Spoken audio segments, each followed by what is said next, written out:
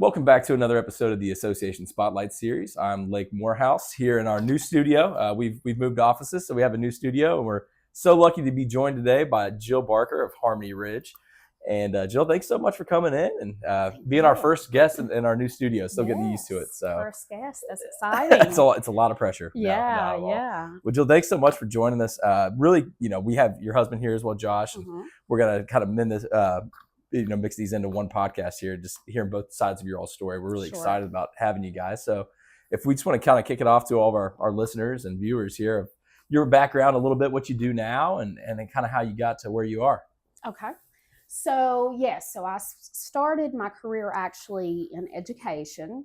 I worked for nearly 25 years in Logan County schools. Wow. And I did a number of things. I started out as a teacher, special education teacher, and then I moved into administration. And I was privileged to be able to work in elementary, middle, and high school. So I really understand kids and how they develop. And then I moved to central office as special education director. And my expectation was always to retire from public education, probably Logan County schools. And being from Logan, we live in Boone now, but we're both from Logan County. That was the plan, but that doesn't always happen the way we plan. Of course. So yeah. So I guess what prompted my change in career is having a change in my family and what our focus is on. So with my husband Josh, he is in recovery, and our story there, while for me begins in 2022, his story, I guess, will begin prior to that. Sure. 2022, I was running for the House of Delegates. And so we're talking from January up until May, things were going great. I tell people, to explain to you how great things were going, I went off of my anxiety medication. That's always a good sign, right? Yeah. Like, who does that? Who decides to run for office and goes off of anxiety medication? Oh, exactly. But I just felt like I was in a good place in my life, and things were going really, really well. Yeah. And so first part of May, we were just a couple days out from the election. And it was a Sunday. And I remember from the beginning of that day, Josh was in a mood. And we started arguing, kind of having an argument. And so I avoided him for a lot of that morning. And that afternoon, I hadn't heard anything from him. So I go downstairs, and he has like a man cave in the bottom of our house. So we can literally go days and not see each other if we choose to. But so I go down, and I find him unconscious in the kitchen floor. And so my instinct, I tell people when I tell our story, it's funny the way that our brains process trauma in that moment. And I'm trying to look around for clues as to what's happening.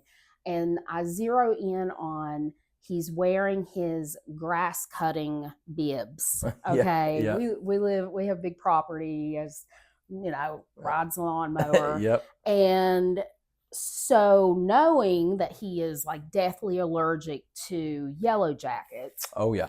Okay. I determined that he's been stung by a bee. Sure. He is breathing, but it's very labored. I do all the things trying to get him to come to. He won't come to. My children, I have two daughters. Josh and I have two daughters. Our youngest, her name is Lily. She just turned 12. our oldest, Katie, she is 15, about to turn 16. Oh man. But they were, at that time, they were upstairs. They had no clue anything was going on, thankfully. Yep. And I had to make the decision at a point to call an ambulance. Yep. And I remember just in the time that I'm waiting and I'm on the phone with 911, I see someone out front with a weed eater. And I'm thinking, and I didn't know who it was, but I'm thinking, okay, this person is going to know what happened. Yes. And so I'm trying to go to the door and flag them down, but I'm still on the phone with 911. 911's like, no, you have to stay by him in case he stops breathing. Mm-hmm. So I'm waiting, and when the ambulance arrives, these paramedics, all of them pretty much knew Josh. Josh had been the president of the ambulance authority in Boone County a while just before this. So they all knew him. And at one point, when they're trying to bring him to, one of the paramedics asked me to step outside, and he asked me the question. He's like, did he take something? Yeah. Is there something he could have taken? And I was like, no. I'm like, where's the EpiPen? Why are we not, right. Doing that? Because that's what I'm telling everyone. Yeah. Well, so we go back in, and I remember at a certain point seeing him start to come to. And I sometimes talk about, there's this moment, I can still remember that moment because there's this relief that comes over me. And the paramedic I'd been speaking to, he looks at me and he says, we had to Narcan him. Mm-hmm. And so I went from this relief to this instant explosion. Yeah, confusion. Of my life and what my understanding of my life was. Right. And so they ask him to go to the ER. He refuses to go. And so I spend that evening with him. I'd never been around anyone that had been Narcan before, but he was super sick all evening. He was sleeping a lot. And I took the opportunity to get his phone and just kind of go through and try to piece together what was happening. Yeah. And I find some messages between him and some people. I knew one of them. And basically he's asking them for Percocets, and they're like, yeah, but they're also saying things like, oh, well, you really should try meth. That's what we do. And and Josh was like, no, that's not really my scene. Just give me the pain medicine. So, and all of that kind of clicked for me because Josh has had a lot of injuries. He played college and high school football. He's had various things over the years, and he had been on pain medication for a long time. Now, at this point, as far as my understanding was, he had went off the pain medication. Yeah. We had made that decision sometime around COVID when his mom passed away from liver disease. And it was because we were thinking about what that pain medication is doing to his body. Yeah. So at that point, when he went off, he continued to do it secretly. And that's when things went off the rails, I guess. But so, when the next morning, I take the girls to school, and when I get back, it's like he's starting to come out of it. He is really devastated by the fact that it's going to get out. That's what he kept saying. The paramedics or somebody's going to say something, and as well as me. It's difficult for me as a wife to say I didn't know. Yeah. Josh had always been someone that I knew that to get high, on weed or overuse of his medication, that he could do that. But I never thought of that as being. I never thought of him as being someone that it had gotten out of control. Yeah. And, a lot of times, there is a fine line there for a lot of people. Now, some people believe if you engage in that at all, then, you have a problem. But, Sure. but there were things that I saw that, looking back now, I feel like I should have known, but Josh was really good about explaining things away. Yeah. And I remember one time walking in and seeing him snorting a crushed up pain pill. And oh man, yeah. I was taken aback. And I remember I said to him, I said, have you not watched, like the show, like Intervention or whatever? Do you not know that could kill you or that?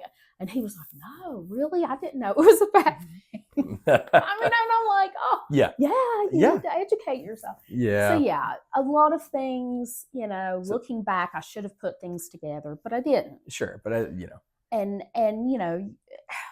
you don't like to think that it is difficult for a lot of people to get to that point where you accept myself or my husband or whoever, my child, is an addict, a drug addict. We all have this perception that drug addicts are people who are homeless or live under a bridge or are on the jail website for stealing. Those are drug addicts. Drug addicts do not live in our homes and help drive our children to school.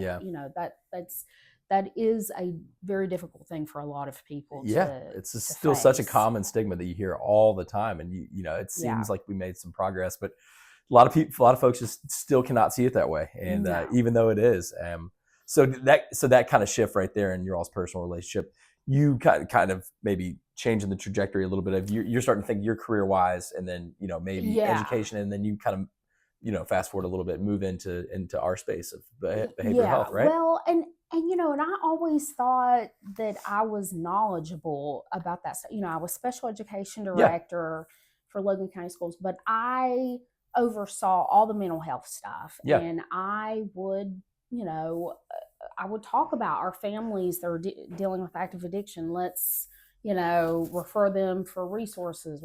I found out very quickly that I knew nothing. I knew nothing. It's a deep ocean. Yep. I didn't know where to go for help. Well, and we didn't even get help at that point. So the next day when he's coming to, I had taken the day off work and I was about to go deliver signs for the campaign. And he starts talking about wanting to die. Oh gosh. And I knew enough. I'd had suicide awareness trainings. I was like, okay, well, I can't leave him alone. Right. He has to go with me. And so I tell him, you have to go with me. And he says, go and get in the vehicle. I'll be out in a moment. I have to use the bathroom. Sure. Yeah. So I get in the vehicle, and within 10 minutes, he's overdosing again. Oh gosh. Yeah. And so I'm just going to tell you the whole part of this, because going back to, I feel like it's important for us as family members to understand that we don't always do the right things, and that's okay. I mean, we have to forgive ourselves, because in that moment I was so angry. So angry. Why are you doing this to us? I remember we were on our road and he's overdosing, and I'm trying to figure out where to go. And I get to the end of a road, and it's like, I can go this way and go to Logan Hospital, or I can go this way and go to Boone Memorial. And my gut reaction was, where will we know the least people? Yeah. And then my next reaction was, we know everywhere, everyone in both places. Doesn't matter. So it doesn't really matter. So I take off towards Boone, and then I look down and my gas light's on. Oh no. Now, rational thinking, I could have made it to Boone, but I'm thinking I'm about to run out of gas. Yeah. So I literally whip into a gas station with my husband unconscious. Oh gosh, yeah. And I'm like, I've just got to do this, and I got to get him to the hospital. Yeah. Again, trying to sort of hide things. A worker is out there changing out the trash, and she says, "Is he okay?" And I said, Yeah, he's taking a nap. Again, I'm trying to cover for him, I'm right. trying to Yeah. hide what's happening. Yep. I get him to the hospital. They carry him. Well, I called ahead to let them know. Yeah. So they were out there waiting. They carry him in, and I go out front and wait. And when the doctor calls me in, he tells me that they've Narcaned him 3 times. He's not coming to, and that they're going to have to fly him out to Charleston. And he starts telling me that there's fentanyl in his system and all these other things. And I'm just, just devastation. Yeah, shocked. And so they fly him out. I go back home. I call a friend of his that's helping with the election, his best friend. And I'm like, I need to drop out of the election. And he says, nope, you're going to see it through. That's what he would want. We need to see this through. And so I ended up spending election day at the polls while he was on a vent. Oh, wow. And I lied. I told people that he had COVID, that because, election day is like Super Bowl for him. Oh, yeah. He's always out there. Yep. So it was a lot of trying to do damage control. When he woke up, I said, you go to treatment or you find a place to live. And that was, I was prepared to do that. Yeah. And he didn't hesitate. And so at that point it became, what do we do? Where do I send him? So I called PIA, is, who our insurance provider is. And the list of pre-approved places were, when I looked into them, none of them were right for what good we match. wanted. Yep. And so I called my brother that's an attorney in Charleston, and I said, if you could send your client anywhere, where would you send him? And he said, Harmony Ridge. Okay. And so I get online, I see that they have, this beautiful facility that's inside of a park. And it clicked. I mean, it's a match, yeah. Josh likes the outdoors, all of that. Yep. So, they were great at the hospital. The social worker came in and helped us. And and here I am sitting there with no anxiety medication.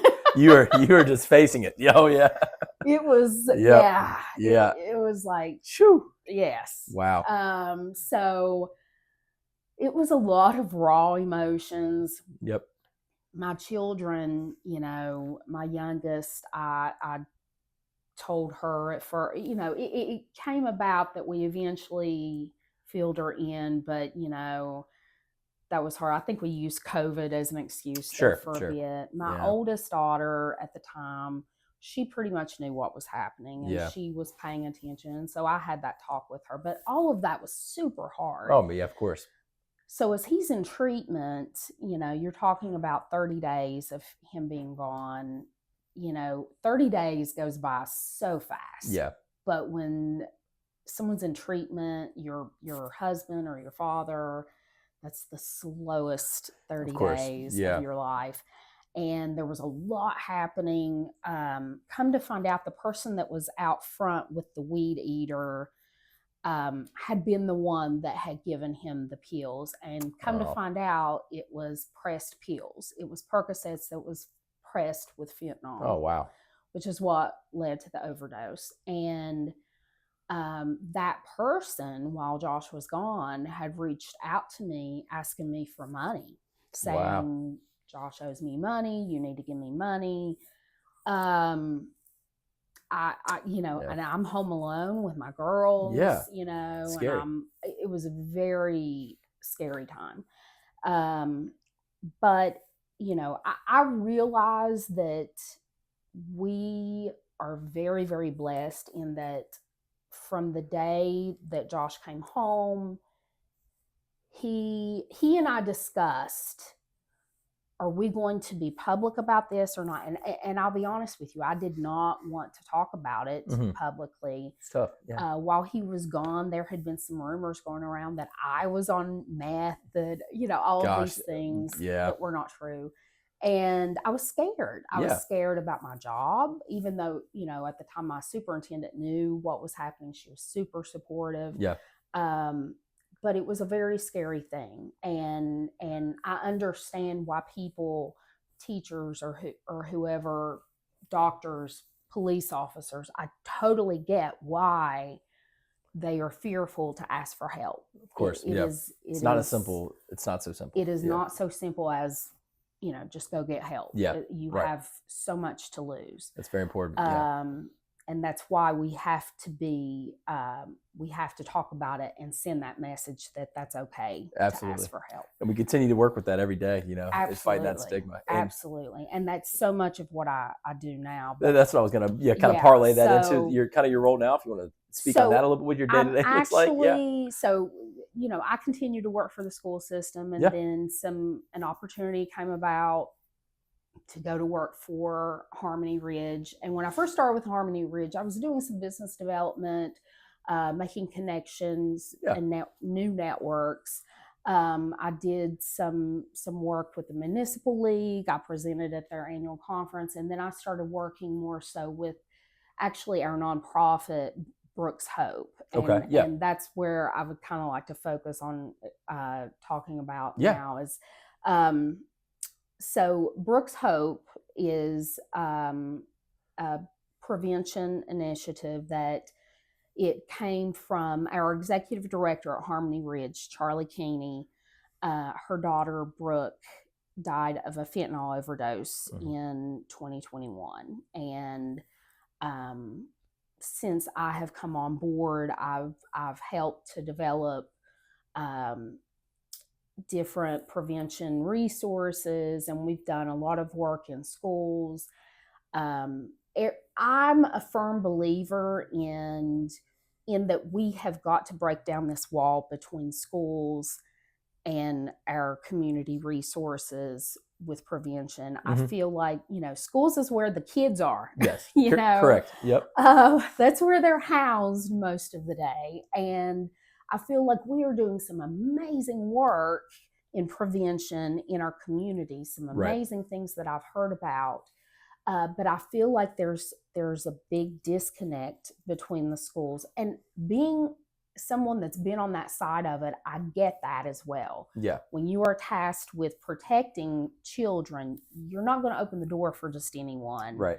And we all know as soon as something goes wrong or goes sideways, schools are completely ripped to shreds on social media and in the news. So I totally get them being protective of who they let in the door. Right.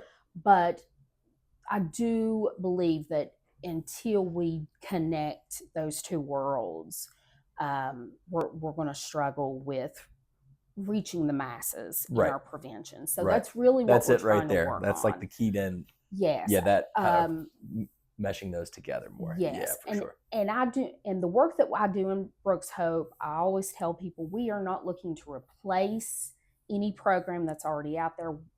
Brooks Hope is intended to be, we are gap closers. Yeah. We go in, we determine what resources are present, what resources are needed, and then we help close that gap. That's great. What's Brooks Hope, just generally, your all's presence throughout the school systems, kind of zoomed out a little bit?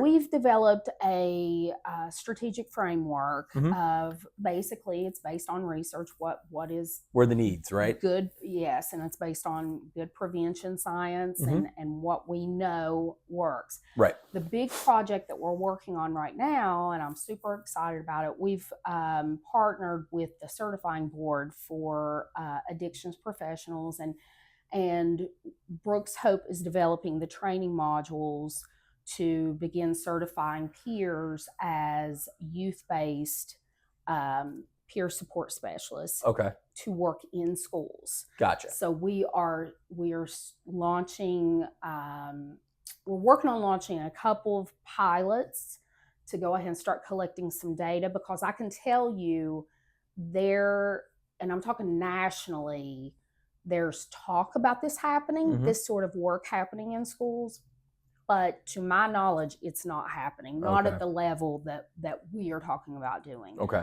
So we are going to be rolling that out to peers this summer at WVAP's conference, and we're going to start certifying people. They've already been approved for the add-on certification, and we are super excited. Wow. Healing Appalachia, Hope in the Hills. Yep. They gave us a grant to get the ball rolling. Oh, great. And so they are super supportive and working with us to really make a go of this. And I'm excited. I think that we're going to see amazing results. Not only will this peer be able to forge relationships with kids that are not maybe possible with people without that lived experience, but also they'll be able to connect those worlds that we're talking about, the school system and those outside resources. I think that will make those connections a little bit easier. And there's a number of benefits that we are projecting will occur from this project. So wow. We're excited. There's tons of momentum, it sounds like, with that. And yes. That's incredible. It really is. And well, thank you, Jill, so much. It's been a great conversation. And I've enjoyed it. Thank you for your work. It's such important work. And your all story is so unique. And it seems like everything is going great right now. And, you guys are everywhere. Everyone knows you guys in our field. So we really thank you all again. And thanks for sitting down and talking with us and sharing your story.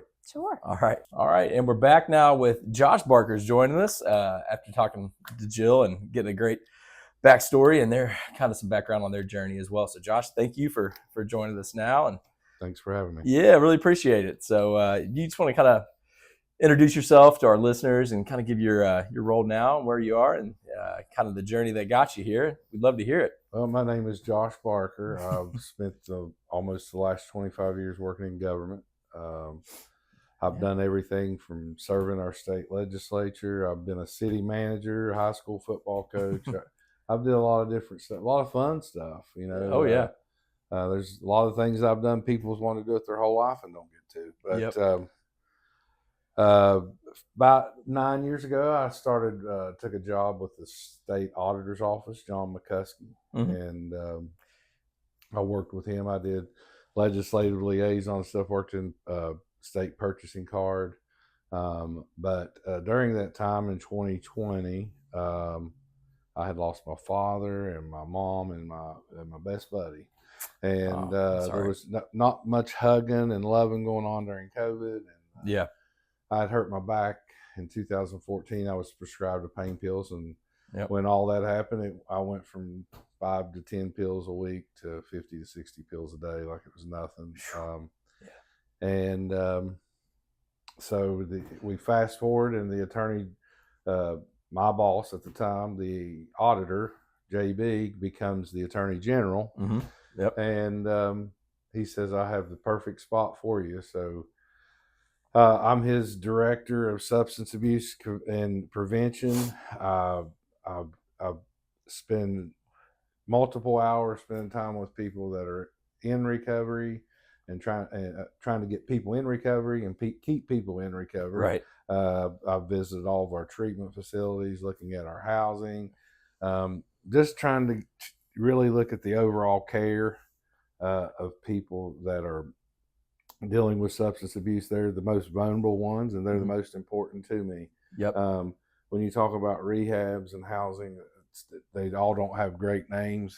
Sure. And when I took this job and going into those places, I can tell you that's not the case. The care in West Virginia is phenomenal. And the people really care about these people, and we're just trying to bridge gaps for resources and trying to make sure these people are treated like human beings. And that's what my job entitles. Part of my job is I'm the liaison to the West Virginia First. I work with Jonathan Board and those people. And they're doing phenomenal work across the state. I'm so proud of all those people. I mean, and Jonathan is a freaking rock star. Oh, yeah. He is one of the most polished people I've ever been around. Almost too good of a speaker. Sometimes we see him and we're like, this guy he's ridiculously good. Every time we see him speak, like, man, he's got it. He's tough. I get to spend a lot of time with him, and I spend a lot of time with Dr. Lloyd. Of course. Yeah, we've had him on as well on the podcast. Love Dr. Lloyd. Yeah, it's really unique. I took this job last year in January. And it's like we got somebody in recovery that's working at the Capitol. Well, lo and behold, we have Dr. Lloyd too. So we're like a tag team. I tell everybody I'm his Robin and he's Batman. It's And perfect. he's but we are the state of West Virginia is so lucky to have him. Yeah. You know, and talking about recovery stuff, having Dr. Lloyd, a guy that's a doctor and been through it, then they have me, and I wouldn't be here if it wasn't for JB. Mm-hmm. JB gave me an opportunity when all that happened to me and I overdosed on fentanyl. The only thing he said to me was get better. You know, yeah, no judgment, nothing. Nothing. No belittling me, calling me names, nothing like that. He just said, "Man, I want you to get better." Yeah. So roughly 3 years, that's what I did. I mean, I worked from home. Sure. And did a lot of that stuff, like ethics trainings and stuff like that. But my biggest thing was just go to meetings and do the things you're supposed to do to get in recovery. And people said, well, how have you been successful? Well, all I did was I've done what they told me to do. Yeah. You followed the steps. Yeah, I didn't. I took all the advice I could get. I didn't know anything about it. Now everybody looks at me like I'm some kind of guru, and I'm not. I mean, I'm just have a great passion for people. It's how it's always been. Starts there. The AG asked me, said, before he told me what he wanted me to do, he asked me what my dream job was. And that's a hard question. That's a hard question. Yeah. So yeah, my dream job is just since in my adult life started, it's just helping people. Yeah. And that's the center of it. It kind of all starts there. Whether it's patching a pothole or getting somebody in treatment. Yeah. I mean, that's how the government works. We're that gap that helps people find out.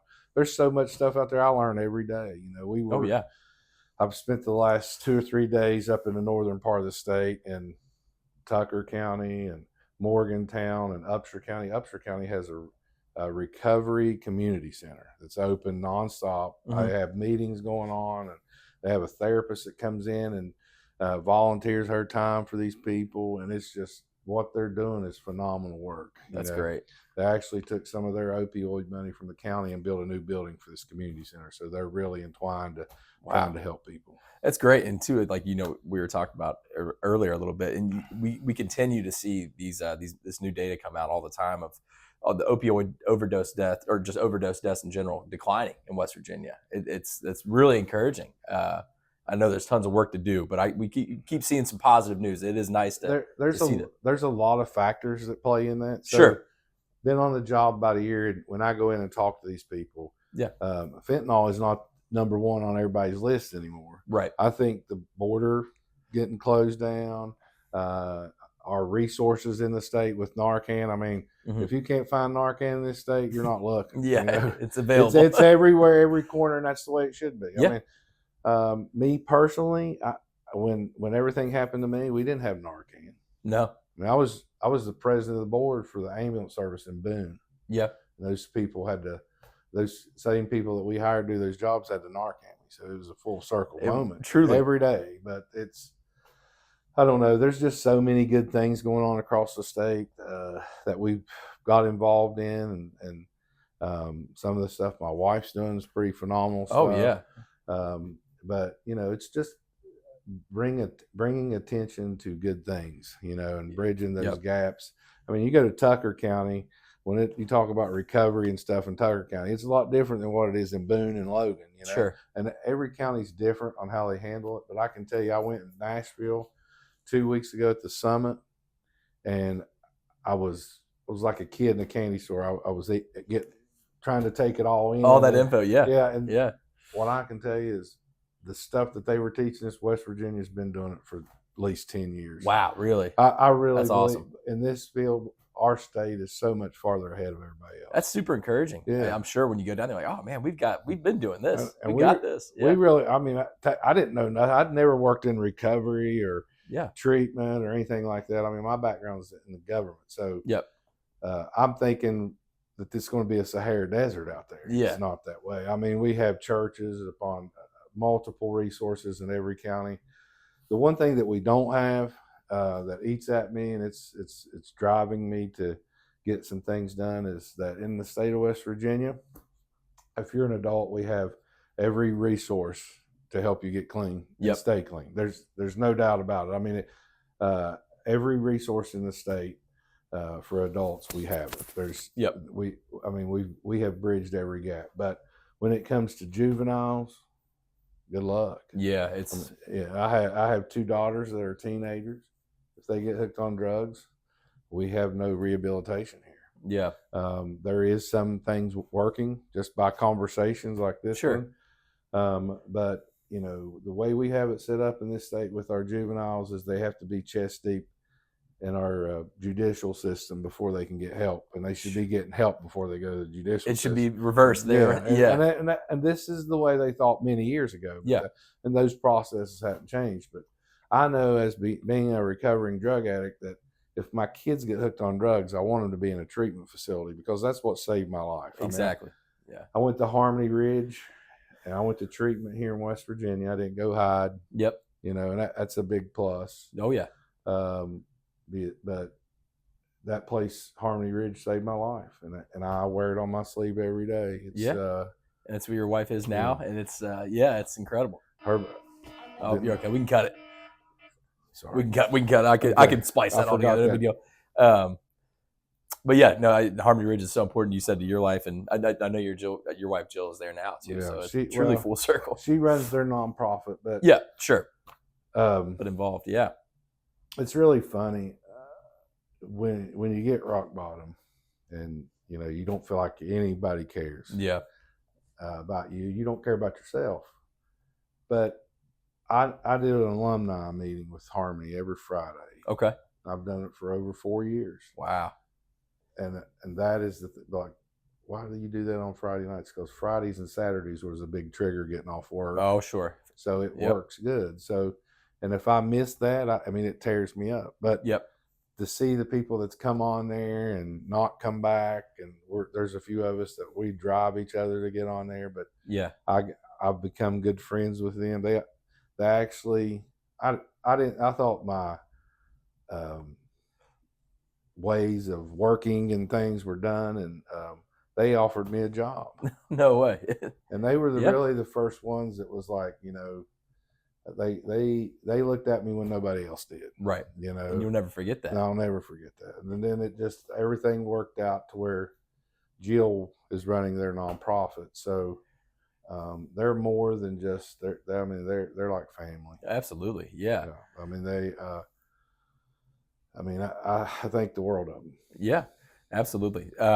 So when you're kind of back a little bit, when in your role now, when you're I know you're on the road a lot, right? Yeah. A ton. So when you're visiting all of our folks in the state, what are some things that kind of stand out? What's a great day for you when maybe when you connect with somebody who's struggling, or obviously they look to you, but like you said, they might think you're a guru in this, but like are there some days where you're like, man, this is why I do this, and this feels really good. Every day's good. Every day. Yeah, every day. There's that. It's incredible.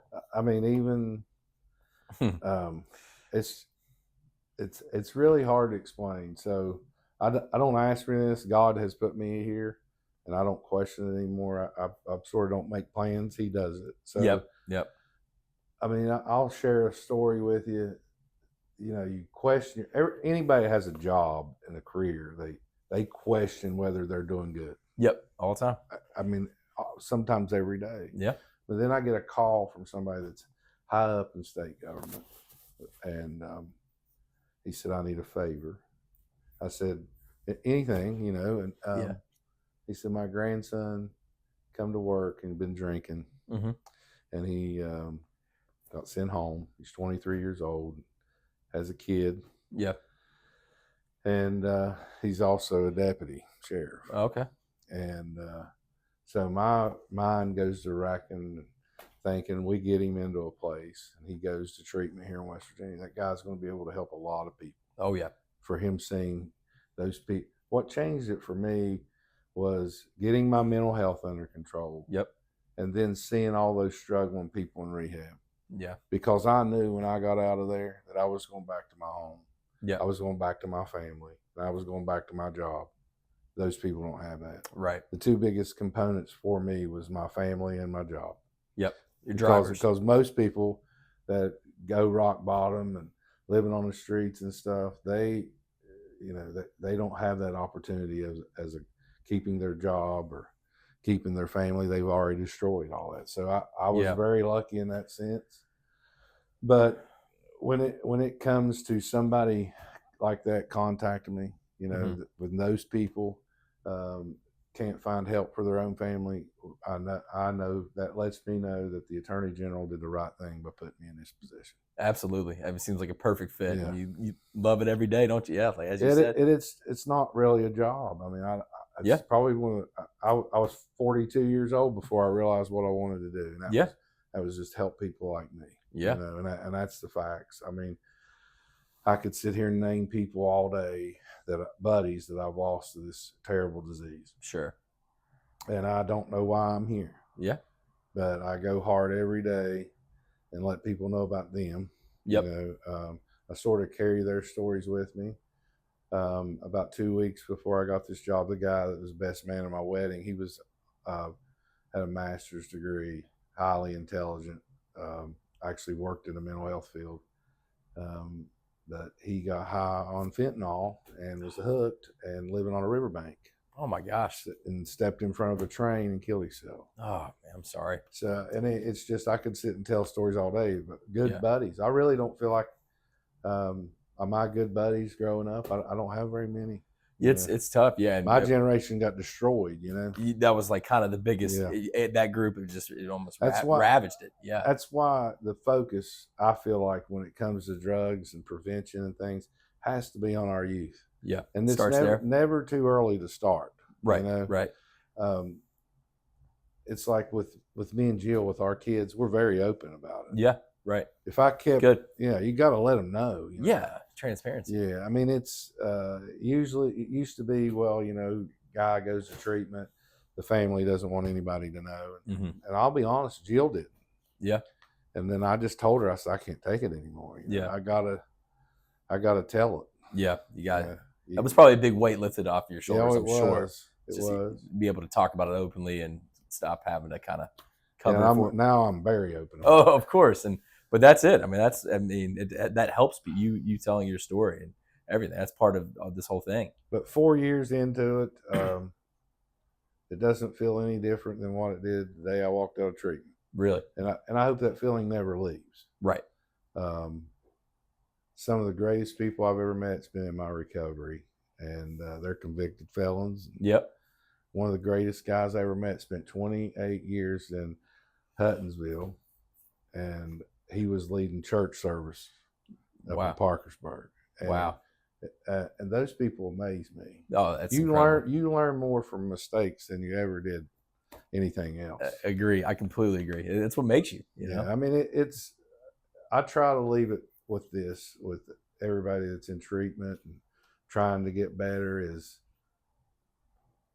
don't hesitate to give somebody an opportunity, because I got lucky, and the Attorney Generals gave me an opportunity, so I took full advantage of it. Yep. It's really funny how it worked out. He became the Attorney General, and then just a few months after that, my best friend becomes a senator. So having those people with me, it's just God's fate. Yeah, you have a strong corner, a lot of folks in your corner, and it wasn't that way when it all happened, but it's just God's way of working. Yeah, well, you're a living testament to the system that it does work, and there's always another chance, and we're glad you're still here, and thank you for talking to us and telling your story. I know it's incredibly personal, and it's super inspiring for all of our listeners and everybody who needs to hear it. So, yeah. Well, thanks for having me. Yeah, thanks, Josh. Really appreciate it.